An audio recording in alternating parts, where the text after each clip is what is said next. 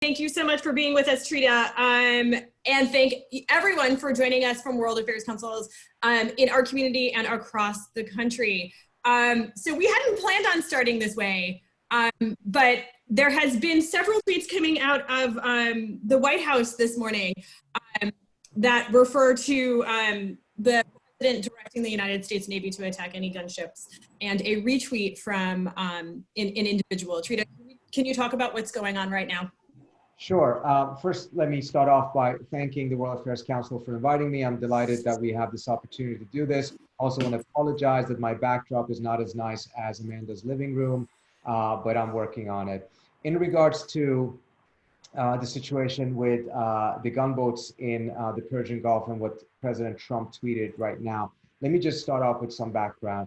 You have a history of the Iranian Revolutionary Guard gunboats harassing particularly US ships in the Persian Gulf. It's something that they seem to be doing in order to establish deterrence against the United States, in order to essentially signal that if there is a war between the US and Iran, the IRGC Navy can do a lot of damage to the US. But it's also something that did not occur for quite some time during the period in which the US and Iran were negotiating the nuclear deal. And during the period in which the nuclear deal was in effect, we did not have any instances of this type of harassment taking place. Similar to the fact that we didn't have any Shia militia attacks on US troops in Iraq or on the US embassy in Iraq during the time of the nuclear deal. Once it was squashed, however, unfortunately, we're back to the situation that existed before, in which the tensions between the US and Iran are rising, and things of this nature, the harassment of the ships, now also, of course, tweets threatening war happening that did not occur before. Now, there's something also interesting that happened this morning.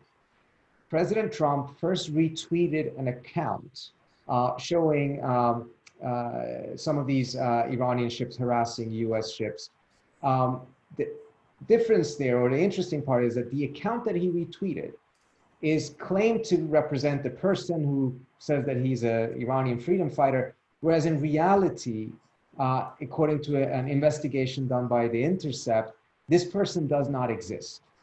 Even though he's actually published pieces, etc., none of those newspapers, including Forbes, actually ever spoke to him. They never wondered why he never wanted money for his writings, and they have stopped publishing him. And Twitter actually dismantled the account for a period, but now it's up again. It also so happens to be that the people running that account are 6 individuals sitting at the camp of an Iranian terrorist organization called the Mujahideen Khalq in the country of Albania. So you have actually a terrorist account that is sending around some of this information, and this morning, Trump retweeted that account and later on issued his own tweet threatening war with Iran if these gunboat harassments continue, which is, of course, an extremely, extremely dangerous situation, but also quite unprecedented to see the President of the United States retweeting the account of a terrorist organization. So thank you so much for sharing that. And I want to encourage anyone listening to use the Q&A function to ask your questions and use the chat to chat with your fellow audience members. Thank you for sort of walking us through this breaking news. So we're here today to talk about what's happening in the world. It couldn't be more on topic. We know that COVID-19 is spreading throughout the world. Right now, 2.5 million people confirmed. In the United States, 806,000. We know Iran was impacted greatly. The official numbers coming from Iran are 86,000 people with confirmed cases. Can you talk a little bit about what is happening in Iran, how COVID is impacting Iran domestically right now? Iran was one of the earliest countries that was hit by COVID, and its reaction was slow, its reaction was incompetent, contradictory, and as a result, it has been extremely hard-hitting, hit by Corona. They took a while before they started to implement a shutdown of the country, social distancing, etc. Ever since, if we can rely on a combination of the government's own statistics, which we have to be somewhat skeptical of, but also anecdotal evidence, etc., it seems that the situation seems to be plateauing somewhat. Or conversely, it may be that other countries' crises are out crisising the Iranian situation, and as a result, the Iranian situation doesn't look as bad as it did 2 months ago. Turkey right now seems to be facing a much worse situation than Iran is. Italy and Spain has had more deaths, I believe. But there is one other factor that is making the situation in Iran more devastating and more difficult for them to deal with it, which is that the country is under such strict American sanctions as a result of Trump walking out of the nuclear deal and breaching that agreement. And those sanctions do impact everything, including Iran's ability to be able to buy medicine or equipment. And in fact, part of the reason why their response early on ended up being inadequate was because one shipment of testing cases for Corona was blocked by US sanctions. So we have numerous examples of how the sanctions actually have made it more difficult for them to respond to this. So there's been a lot of talk about Iran leaving the JCPOA. Can you talk a little bit about what are some of the pros and cons internally for Iran doing that? Well, first of all, I personally really hope that doesn't happen. I'm afraid that may be a likelihood going forward, unfortunately, because the Iranians essentially agreed to the deal, implemented the deal, have lived up to the deal. They have reduced some of their commitments in accordance to Article 30 of the agreement that says that if other countries leave or reduce their commitments, the other party also has the right to do so. But what they have done in those reductions are, quite easily reversed. So if the US comes back into the deal, the Iranians can very quickly reinstate their commitment there. But the domestic political situation is that the moderates and those who favor this deal, those who argue that there's a way to resolve the conflict with the United States and there's actually common interest between the US and Iran that they can collaborate on against ISIS, for instance, they have really lost politically because of Trump leaving the deal. And the hardliners who said, you can never trust the US will betray this deal, this is a fool's errand, Iran should not do this, it's just a trap. Unfortunately, the perception that they have been vindicated is rather strong because Iran, paradoxically, is under more sanctions now when it is actually part of the deal and abides by the deal than it was before it signed that deal. So just for a moment, reverse the situation. Imagine if the United States had signed the deal, the Iranians walk out, and the Iranian nuclear program almost reaches a nuclear weapon, a much worse situation than existed before, while the US is still abiding by the deal and is suspending sanctions. You can imagine the political crisis that would take place for whoever the leader of the United States would be. And this is quite dangerous because it means that in the next Iranian elections next year, there's a high likelihood that instead of having someone like Rouhani or the foreign minister Zarif, there's a very significant likelihood that there will be a return to some Ahmadinejad-like type of a leader of Iran who will be much more aggressive, much more bellicose, and probably further increase the tensions with the United States, particularly if Trump continues to pursue maximum pressure strategy. We have a question from the audience. Someone wants to know, what is the perspective of your typical Iranian citizen about the JCPOA, about what's happening in Iran now? So polls have shown that earlier on, the JCPOA was overwhelmingly supported. I think 79% at one point really favored it. And they did so because they want to get out of their isolation. They want to make sure that the US and Iran no longer are enemies. Perhaps it would be too difficult to make them friends, but there's no need to have that enmity if it is possible to resolve these issues diplomatically. Today, polls show that JCPOA seems to be somewhere in the 45 to 53% range, in the sense that a lot of people are utterly disappointed. You don't see a strong support yet for completely walking out of the deal, but measures of reducing commitment to JCPOA does not seem to be unpopular. But I think overall, there's just an utter disappointment and disillusionment because they thought, hey, Iran does what it's supposed to do, the US will do what it's supposed to do, and this 40-year estrangement, enmity, political divisions can be overcome, and there could be a future for both Iran and the United States in which at least they don't have to look at each other as enemies. And that future, that vision seems to have been lost as a result of Trump walking out. And it has left a lot of people there very disillusioned as to whether the US ever can be trusted and ever can be a country that can let go of its enmity with Iran. Just as much as they have their own questions mark as to whether hardliners in Iran ever can let go of their enmity with the United States. So let's look at the sanctions for a second. We know that, as COVID hit Iran so hard, the Europeans were calling for the easing of sanctions, and that there were some members. We had Senator Chris Murphy on just a few weeks ago, who was talking about, what the United States can do. Do you see even the possibility of the U.S. revisiting that amongst that, especially after what we're seeing today? Well, let's separate these two issues, whether it would be good and if it would be valuable and whether the Trump administration is likely to pursue it. Let me start off with the latter part. The Trump administration's perspective, particularly Secretary Pompeo's perspective on this, has been that the coronavirus and that epidemic is actually an amplifier of America's pressure strategy. The pressure has already been immense on Iran, but you add a pandemic to it. It's not a pandemic caused by the United States, but it actually helps because it makes the pressure even greater on Iran. And at one point, Secretary Pompeo even encouraged Trump that, in the midst of this pandemic, a minor military attack against Iran could essentially further and push the Iranians across the goal line to make sure that they would essentially capitulate, come to the table, and agree to whatever Trump wanted them to agree to. Trump apparently did not go along with that recommendation, but that tells you something about what the perspective of Pompeo is in this. Given that, I don't find it particularly likely that the Trump administration would do anything significant to be able to ease Iran's suffering under the pandemic, which is a stark break with all traditions of previous administrations, even those who were very, very hawkish on Iran.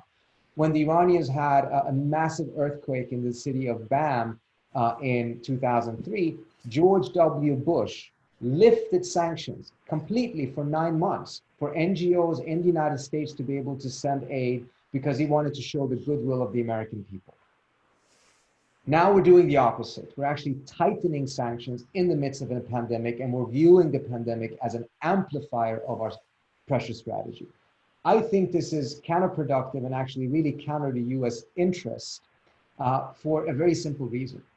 If the pandemic and if the virus is allowed to fester anywhere, including in the territory of a country that is not on good terms with the United States, it actually poses a threat to everywhere, including the United States. And you can say, well, look, Iran is very far away from the United States. It's not really an immediate threat. Perhaps so, but Iran is surrounded by American military bases. You have military bases in Afghanistan. And right now, you have a massive influx of corona into Afghanistan because so many Afghan guest workers work in Iran. They're leaving now, and they are bringing the virus into Afghanistan and very close, if not into the American bases. Same is true for Iraq, where you have a large number of American bases. And the ability of these bases to completely shut themselves off from the rest of the population and avoid the pandemic is not that easy. So it is very short-sighted, if not completely counterproductive in my view, beyond, frankly, its inhumanity of using a pandemic as a pressure tactic. So another question from the audience, are we seeing any new regional collaboration in the region with Iran, given the COVID-19 crisis? Not at all to the extent that I think we should be seeing. Oftentimes in history, we have seen that shared crisis of this kind actually provides opportunities for enemies to set aside some of their enmity and find ways to collaborate. And that collaboration at times can lead to a broader opening. We've seen that numerous times in history. We even saw that between the United States and the Soviet Union. I mean, the United States and the Soviet Union collaborated to eliminate smallpox in the height of the Cold War. Today, it would be wonderful to see something between Saudi Arabia and Iran. We're not seeing that. We are seeing something between the UAE and Iran that is quite positive and promising. I don't know if it's sufficient to be able to bring about a broader opening, but the real prize would be if this would allow for some sort of massive reduction in an opening between Iran and Saudi Arabia. So when we're looking at Iran internally and how COVID is impacting it, do you think it's going to have an impact on Iranian elections? I'm not so sure that COVID will as much as the JCPOA breach in itself will have a much bigger impact. There is a competition internally right now in the sense that the IRGC and the besieging of some of these hardline elements and paramilitary groups are now trying to improve their standing amongst the broader population, because oftentimes they're viewed very negatively as the instruments of domestic pressure and repression. Now they're trying to present themselves as the saviors of the country because they're sending out their volunteers to be able to do massive cleaning of the cities and disinfecting the cities and public places. You have tensions between them when it comes to whether there should be a complete shutdown, whether there should be an opening. There were some very open quarrels about exactly how to handle this issue. And you could see that a lot of it is also political posturing. But I doubt that it will have an impact on the elections of the size that the Trump's breach of the nuclear deal will have, and the way that that is really has damaged the more moderate elements in the country. So let's look at Iran's neighbor, Iraq. And so we're seeing a lot of instability happening in Iraq. How is that impacting Iran? Well, Iraq is going through a tremendous amount of instability. On the one hand, you have a flare-up of tensions inside of Iraq, which frankly largely is driven by the competition between the United States and Iran, and the fact that Iraq has become one of those areas in which the US and Iran once again are fighting each other, which is part of the reason why the Iraqis have been begging the United States to end its maximum pressure strategy. And I'm sure they're begging the Iranians to do other things as well, but in the sense that they just don't want to be squeezed between these two countries. They have enough problems of their own to add this problem to their slate. So you have, at the same time, a government crisis in which it's been difficult for them to be able to decide on who their new prime minister is. They're still going through that. There's some new names, and there seems to be a compromise candidate that both the Iranians and the Americans can live with. That in and of itself doesn't resolve many of the other crises that they're faced with, and we know very little yet of how hard Corona is going to be hitting Iraq because they don't have the same statistics and ability to report on all of that. So they're in a very bad shape. But what really would make it worse for them is if the counter pressure the Iranians are putting on the US as a response to the sanctions that the US is putting on Iran leads to a broader fight in Iraq. We saw that being very close to happening when the US assassinated the Iranian general in Iraq. We've seen attacks against US bases. We have seen responses from the US. This is the last thing the Iraqis want. They've gone through war, they've gone through ISIS. They just want some peace and stability right now and a way to escape this pandemic. And the last thing they need is the US and Iran turning Iraq into their own battlefield. So let's follow up on the sanction question for a minute. How do you see U.S. sanctions on Iran affecting the view of the U.S. worldwide? Is the world looking at what the United States is doing to Iran in any particular way? So I think in general, much of the world is quite tired, annoyed, if not really frustrated with the fact that the US increasingly is pushing sanctions. And, you know, when we're talking about American sanctions, we're not talking about just America telling its own companies, you cannot trade with that country. We stopped doing that for 20 years ago. 20 years ago, we started telling companies of other countries, you are not allowed to trade with that third country. These are extraterritorial sanctions. That back in the 1990s, when they first emerged, received a tremendous amount of pushback from Europe and other allies. Now that's become standard. So there's already a fatigue when it comes to that. But most countries have adjusted and they have abided by Trump sanctions, even though they support the nuclear deal, even though they think these sanctions are wrong and counterproductive. They didn't want to have that fight with Trump on that issue. What is happening now, though, which is an intensification of sanctions in the midst of a pandemic, that has taken the question to a different level now, in the sense that It definitely has generated a tremendous amount of negative publicity. I think it has put sanctions in a much darker light, in my view, a more correct light, frankly. Whether it will have a new impact in the sense that this will compel countries to put up more resistance or put more pressure on the US not to pursue that path remains to be seen. And a test case of that will be what the IMF does with a loan request, both from Venezuela, which also faces US sanctions, and from Iran. The IMF announced a $5 billion emergency fund loan for countries fighting corona. Iran, who I don't think has requested an IMF loan for more than 30 years, for the first time in 30 years, requested that loan. The United States technically does not have a veto, but if it puts a pressure campaign on other countries to vote against it, the US can effectively veto it. The Europeans have expressed support for it. They want this loan to be given to the Iranians and to the Venezuelans so they can fight corona. It has not come to a conclusion yet, but it will be interesting to see if the Europeans and others, because of this humanitarian aspects of this, actually puts up a much bigger fight against this than what they did when Trump reimposed the Iran sanctions once he walked out of the Iran deal. So another question from the audience about, so on Monday we saw oil prices go negative for pretty much the first time. How are the plummeting oil prices impacting the escalation of tensions between the United States and Iran? Well, first of all, the plummeting oil prices is going to have a very negative effect in many different quarters. For the Iranians, this is absolutely devastating. Their oil exports have already gone down to about 10% of what they used to be as a result of Trump's sanctions. But those remaining 10% have been very important to them. And now we're seeing that oil prices have just completely plummeted. And that's going to have a very negative impact on the short term. Some economists are arguing that this will force them to get off of oil. They already are off oil to a very large extent compared to 20 years ago, but not sufficiently. And then on the US, I mean, at first, Trump was making the argument that this is good for the US because the US can just fill its coffers with oil now at an almost free price.